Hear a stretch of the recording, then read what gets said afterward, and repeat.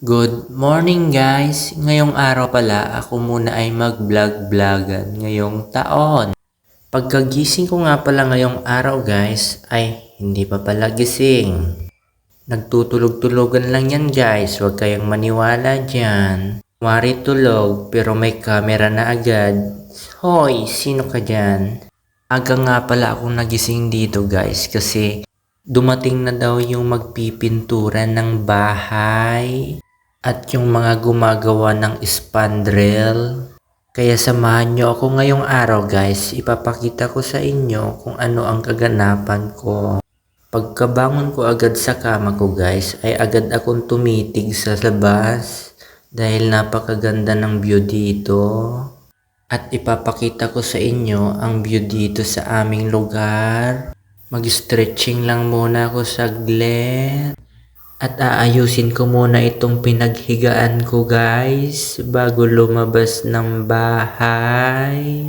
Tamang stretching lang ako dito guys. Kayo ba guys, ano yung una nyong ginagawa pagkagising nyo ng bahay?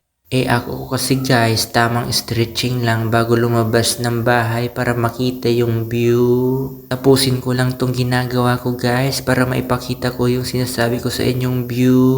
Bakit hindi mo na lang kaya ikat para matapos na yung video? Syempre guys, ipapakita ko muna sa inyo na masipag ako.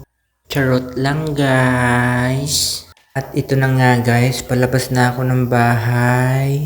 At dito nga guys, dali-dali na akong umakyat sa aming rooftop para ipakita sa inyo ang magandang view dito sa aming lugar.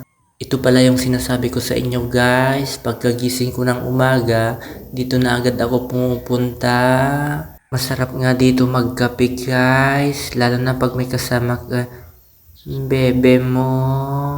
Napapalibutan pala kami dito ng bundok guys. At dito guys, kinakabit na yung mga alulod sa aming bahay. Sa inyo ba guys, ano bang tawag sa inyo dyan? At dito guys, pagkatapos ko kumain ng bahay, ay inumpisan din na nila mag-skim coat. Bali, kontrata po pala lahat ng mga nagtatrabaho dito sa aming bahay para mas mapabilis ang paggagawa nila. Kayo ba guys, ano bang mas prefer sa inyo? Arawan or kontrata? Bali, dalawang patong nga pala guys yung skim coat na ilalagay. Dahil magaspang siya, mabibilis naman silang gumalaw guys. Kita nyo naman sa video, o diba? Dito naman sa labas guys, ipapakita ko sa inyo. Dito pala guys ay naglalagay sila ng waterproofing para pag umulan hindi tumatagos ang tubig sa loob. At dito naman guys, nagbubulkasil sila sa lahat ng dugtungan ng alulod para hindi tumagos ang ulan. At ito nga pala yung kwarto natin guys. Inuumpisahan na rin mag-skim coat. So, ang napili pala naming kulay dito guys ay kulay white lang din para maaliwalas ang bahay. So, ito nga pala yung harap ng aming bahay guys. So, hanggang dito na lang guys. Ia-update ko na lang kayo ulit bukas. Abangan nyo na lang yung video ko guys. Pakipalo na lang ako para masubaybayan nyo ang paggawa ng aming bahay.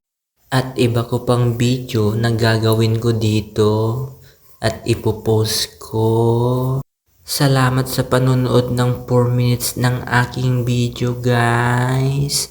Maraming salamat. See you on next mini vlog.